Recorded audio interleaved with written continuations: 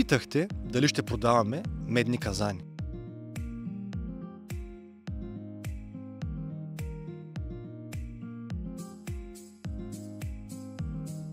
Казанът е изработен от сертифицирана 99,99% мед.